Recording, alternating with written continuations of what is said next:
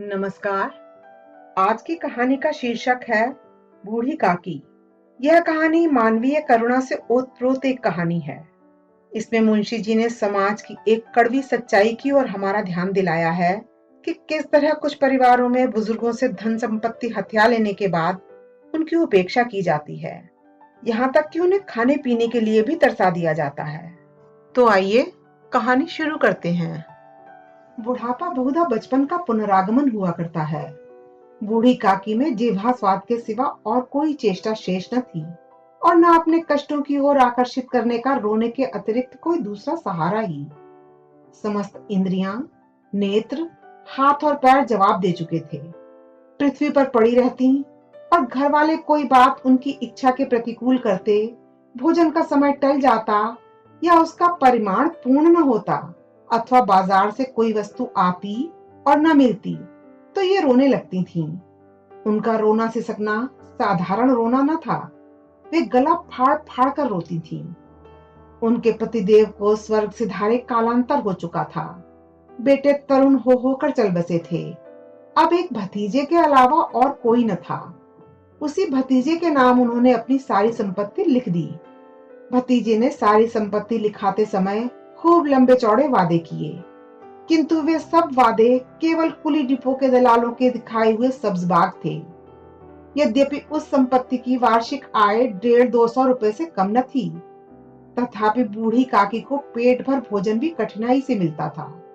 इसमें उनके भतीजे पंडित बुद्धिराम का अपराध था अथवा उनकी अर्धांगिनी श्रीमती रूपा का, इसका निर्णय करना सहज नहीं। बुद्धिराम स्वभाव के सज्जन थे, किंतु उसी समय तक जबकि उनके कोष पर आंच न आए। रूपा स्वभाव से तीव्र थी सही, पर ईश्वर से डरती थी। अतएव बूढ़ी काकी को उसकी तीव्रता उतनी न खलती थी जितनी बुद्धिराम की भलमनसाहत। बुद्धिराम को कभी कभी अपने अत्याचार का खेद होता था। विचारते कि इसी संपत्ति के कारण मैं इस समय भला मानुष बना बैठा हूँ। यदि भौतिक आश्वासन और सूखी सहानुभूति से स्थिति में सुधार हो सकता हो, उन्हें कदाचित कोई आपत्ति न होती, परंतु विशेष व्यय का भय उनकी सुचेष्टा को दबाए रखता था। यहाँ तक कि यदि द्वार पर कोई भला आदमी बैठा होता और बूढ़ी काकी उस समय अपना राग अलापने लगती, तो वह आग हो जाते और घर में आकर उन्हें जोर से डांटते। लड़कों को बुढ़ों से स्वाभाविक विद्वेष होता ही है, और फिर जब माता पिता का यह रंग देखते तो वे बूढ़ी काकी को और सताया करते। कोई चुटकी काट कर भाग जाता, कोई इन पर पानी की कुल्ली कर देता। काकी चीख मार मार कर रोती, परंतु यह बात प्रसिद्ध थी कि वह केवल खाने के लिए रोती हैं। अतएव उनके संताप और आर्तनाद पर कोई ध्यान नहीं देता था। हाँ, काकी क्रोधातुर होकर बच्चों को गालियां देने लगती तो रूपा घटना स्थल पर आ पहुंचती।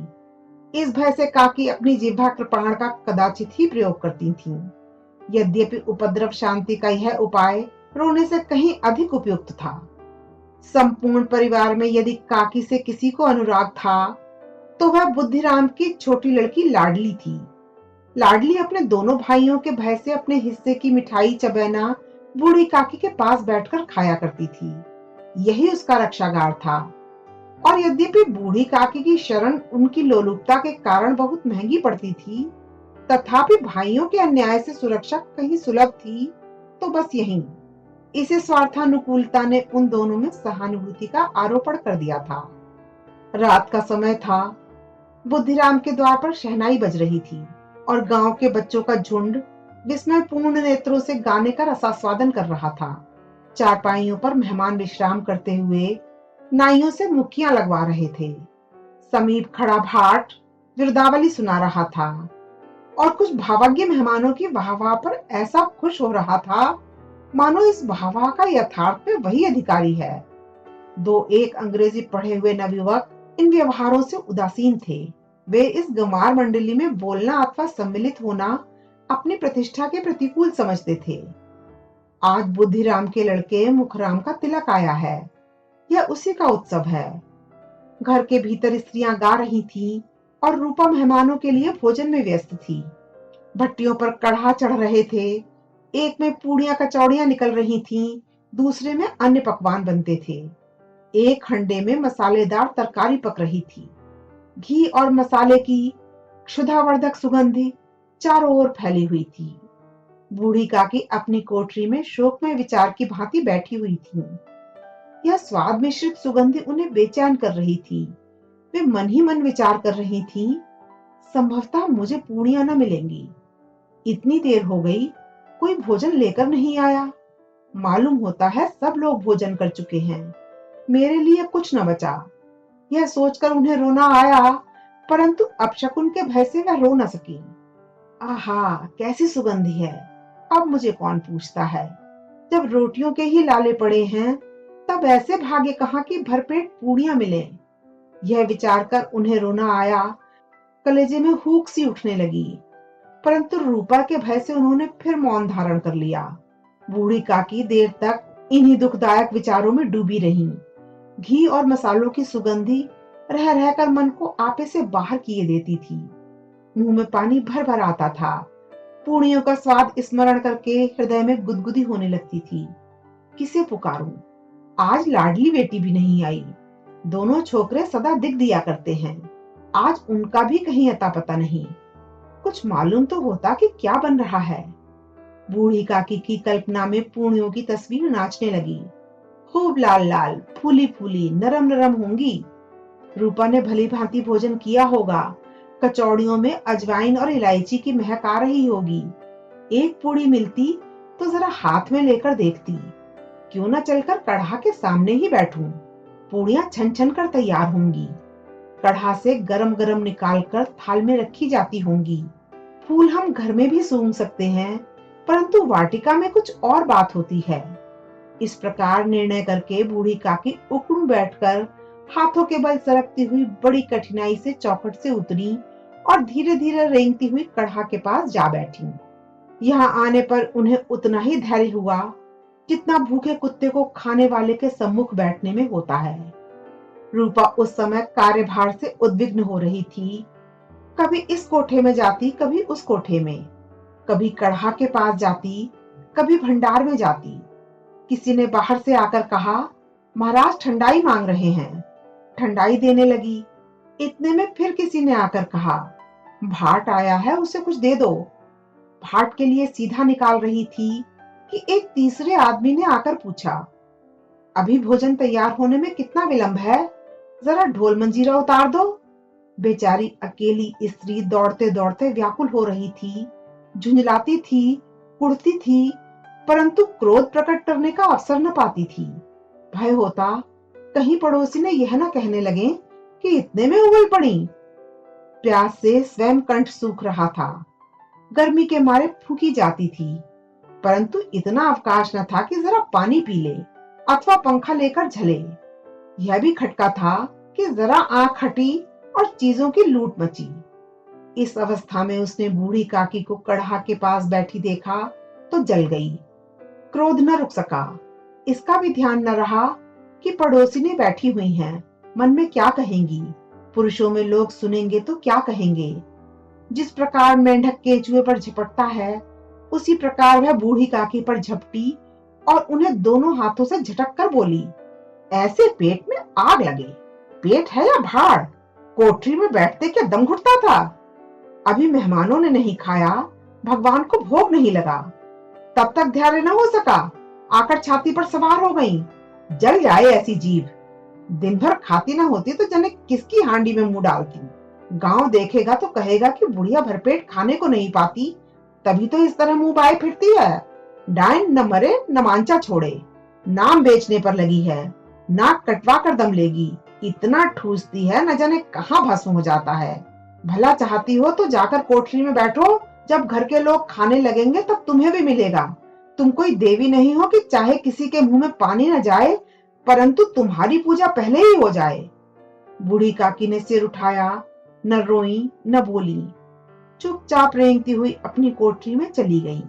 आवाज ऐसी कठोर थी कि हृदय और मस्तिष्क की संपूर्ण शक्तियां, संपूर्ण विचार और संपूर्ण भार उसी ओर आकर्षित हो गए थे।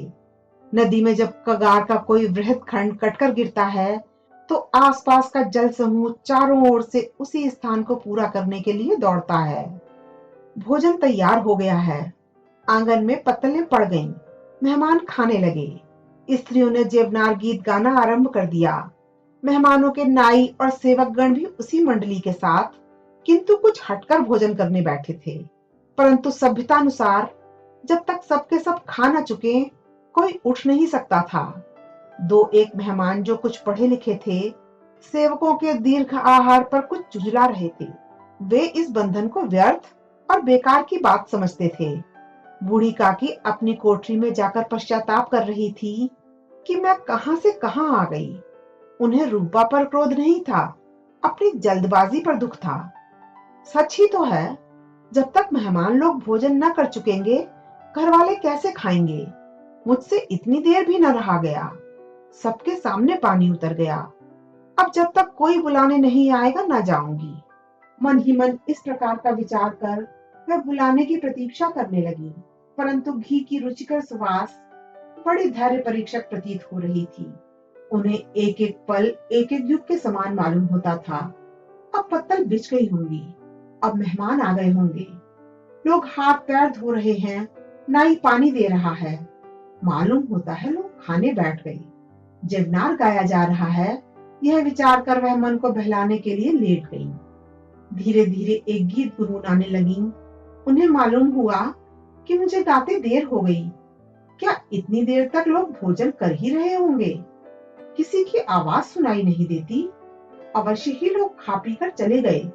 मुझे कोई बुलाने नहीं आया। रूपा चिढ़ गई है। क्या जाने ना बुलाए। सोचती हो कि आप ही आवेंगी। वह कोई मेहमान तो नहीं जो उन्हें बुलाऊं। बूढ़ी काकी चलने को तैयार हुई। यह विश्वास कि 1 मिनट में पूड़ियां और मसालेदार तरकारियां सामने आएंगी, उनकी स्वादेंद्रियों को गुदगुदाने लगा।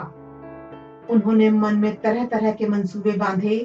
पहले तरकारी से पूड़ियां खाऊंगी, फिर दही और शक्कर से। कचौरियां रायते के साथ मजेदार मालूम होंगी। चाहे कोई बुरा माने चाहे भला, मैं तो मांग मांग कर खाऊंगी। यही ना लोग कहेंगे कि इन्हें विचार नहीं।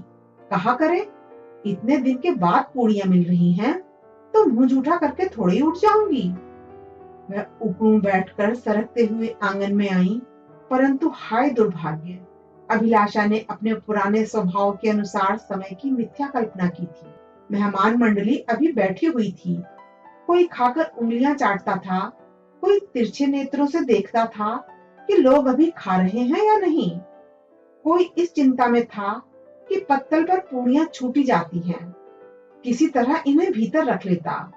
कोई दही खाकर चटकारता था, कोई दूसरा दोना मांगते संकोच करता था कि इतने में बूढ़ी काकी रेंगती हुई उनके बीच में आ पहुंची। कई आदमी चौंक कर उठ खड़े हुए, पुकारने लगे, अरे यह बुढ़िया कौन है? यहाँ कहां से आ गई? देखो किसी को छू न दे।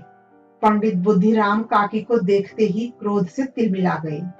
पूड़ियों का थाल लिए खड़े थे। थाल को जमीन पर पटक दिया और जिस प्रकार निर्दयी महाजन अपने किसी बेईमान और भगोड़े कर्जदार को देखते ही उसका टेटुआ पकड़ लेता है, उसी तरह लपक कर उन्होंने काकी के दोनों हाथ पकड़े और घसीटते हुए लाकर उन्हें अंधेरी कोठरी में धम से पटक दिया। आशा रूपी वाटिका लू के एक झोंके में विनष्ट हो गई। मेहमानों ने भोजन किया, घर वालों ने भोजन किया, बाजे वाले, धोबी, चमार भी भोजन कर चुके। परंतु बूढ़ी काकी को किसी ने न पूछा। बुद्धिराम और रूपा दोनों ही बूढ़ी काकी को उनकी निर्लज्जता के लिए दंड देने का निश्चय कर चुके थे।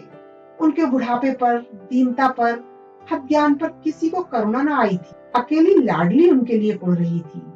लाडली को काकी से अत्यंत प्रेम था। बेचारी भोली लड़की थी। बाल विनोद और चंचलता की उसमें गंध तक न थी। दोनों बार जब उसके माता पिता ने काकी को निर्दयता से घसीटा, तो लाडली का हृदय ऐंठ कर रह गया। वह झुंझला रही थी कि हम लोग काकी को क्यों बहुत सी पूड़ियां नहीं देते। क्या मेहमान सबके सब खा जाएंगे? और यदि काकी ने मेहमानों से पहले खा लिया तो क्या बिगड़ जाएगा? वह काकी के पास जाकर उन्हें धैर्य देना चाहती थी, परंतु माता के भय से न जाती थी। उसने अपने हिस्से की पूड़ियां बिल्कुल न खाई थी। अपनी गुड़िया की पिटारी में बंद कर रखी थी। उन पूड़ियों को काकी के पास ले जाना चाहती थी। उसका हृदय अधीर हो रहा था। बूढ़ी काकी मेरी बात सुनते ही उठ बैठेंगी। पूड़ियां देखकर कैसी प्रसन्न होंगी, मुझे खूब प्यार करेंगी। रात को 11 बज गए थे। रूपा आंगन में पड़ी सो रही थी। लाडली की आंखों में नींद ना आती थी। काकी को पूड़ियां खिलाने की खुशी उसे सोने न देती थी। उसने गुड़ियों की पिटारी सामने रखी थी। जब विश्वास हो गया कि अम्मा सो रही हैं, तब वह चुपके से उठी और विचारने लगी, कैसे चलूं? चारों ओर अंधेरा था।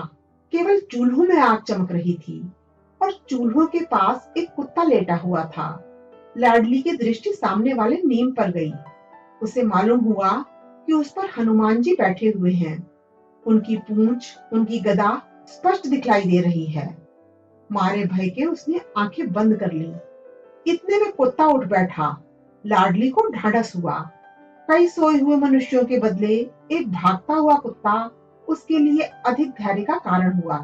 उसने पिटारी उठाई और बूढ़ी काकी की कोठरी की ओर चली। बूढ़ी काकी को केवल इतना स्मरण था कि किसी ने मेरे हाथ पकड़कर घसीटे। फिर ऐसा मालूम हुआ जैसे कोई पहाड़ पर उड़ाए लिए जाता है। उनके पैर बार बार पत्थरों से टकराए। तब किसी ने उन्हें पहाड़ पर से पटका। वे मूर्छित हो गईं। जब वे सचेत हुईं, तो किसी की जरा भी आहट न मिलती थी। समझी कि सब लोग खा पीकर सो गए और उनके साथ मेरी तकदीर भी सो गई। रात कैसे कटेगी? राम, क्या खाऊं? पेट में अग्नि धधक रही है। हाँ, किसी ने मेरी सुधि न ली। क्या मेरा पेट काटने से धन जुड़ जाएगा? इन लोगों को इतनी भी दया नहीं आती कि न जाने बुढ़िया कब मर जाए, उसका जी क्यों दुखावे। मैं पेट की रोटियां ही तो खाती हूँ, क्या और कुछ? इस पर यह हाल। मैं अंधी अपाहिज ठहरी, न कुछ सुनूं न बूझूं। यदि आंगन में चली गई तो क्या बुद्धिराम से इतना कहते न बनता था कि काकी अभी लोग खाना खा रहे हैं, फिर आना। मुझे घसीटा, पटका। उन्हीं पूड़ियों के लिए रूपा ने सबके सामने गालियां दी।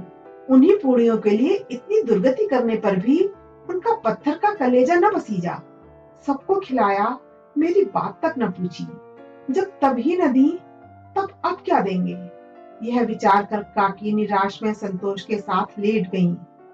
ग्लानि से गला भर भर आता था, परंतु मेहमानों के भय से रोती न थी। सहसा कानों में आवाज आई, काकी उठो, मैं पूड़ियां लाई हूँ। काकी ने लाडली की बोली पहचानी, चटपट उठ बैठी। दोनों हाथों से लाडली को टटोला और उसे गोद में बिठा लिया। लाडली ने पूड़ियां निकाल कर दी। काकी ने पूछा, क्या तुम्हारी अम्मा ने दी हैं? लाडली ने कहा,